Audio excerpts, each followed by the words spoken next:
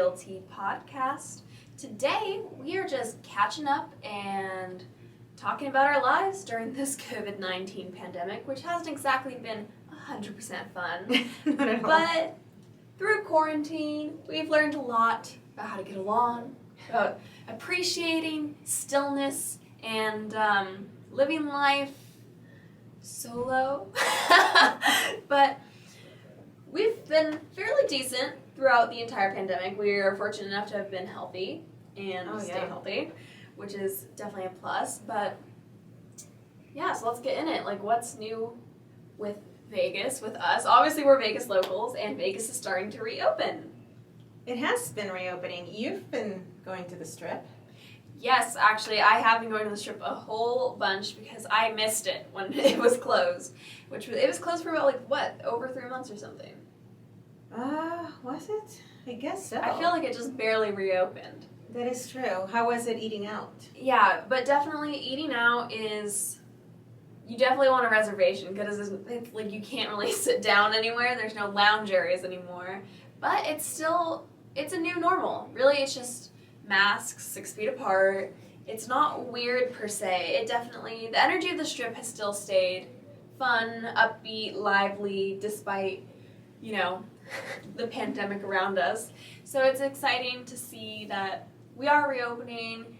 Life is going back to normal. The only difference is just masks and distancing and a whole lot of hand washing and cleaning more often. Sure, which is probably what we should have been doing all along.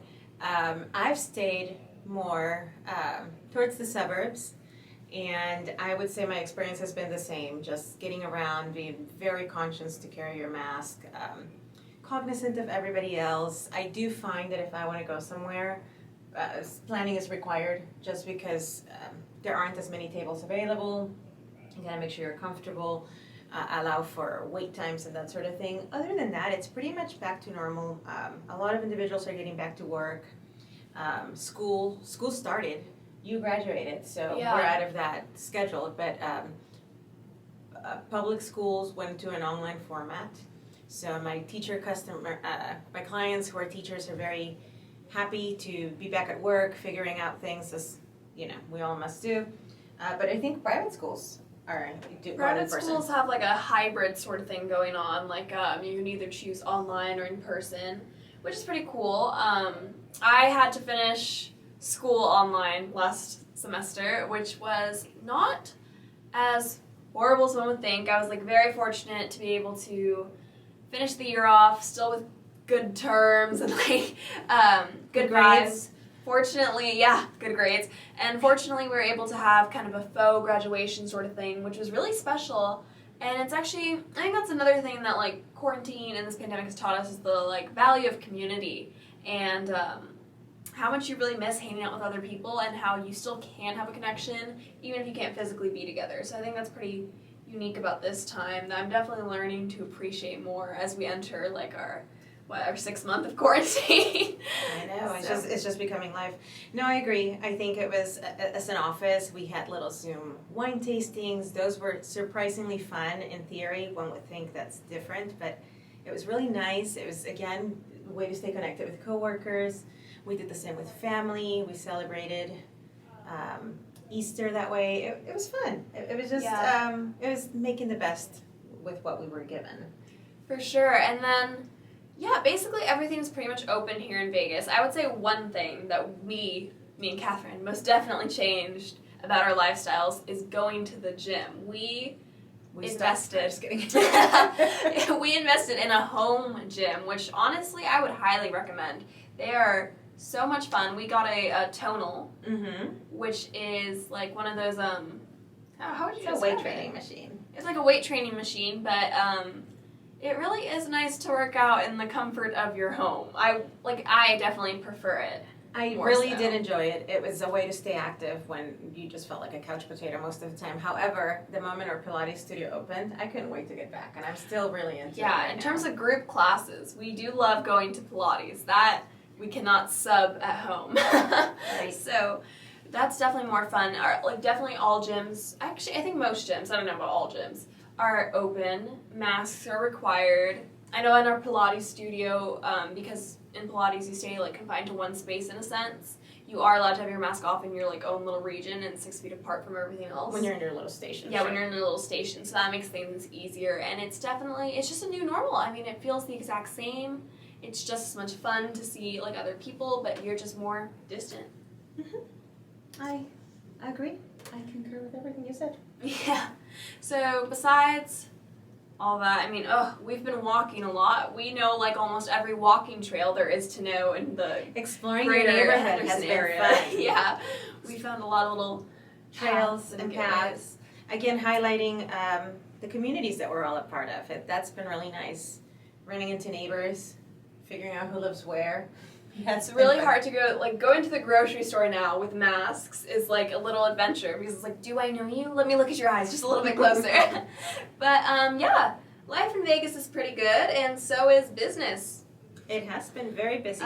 Real estate has been keeping on the up and up here, Mhm. which is very nice, and we always drive this home that we are thriving. Shockingly, like despite suspicions, if you guys listen to our foreclosure foresight episode, you will kind of get a grasp for how the market is not really changing, and it won't be changing anytime soon, like immediately.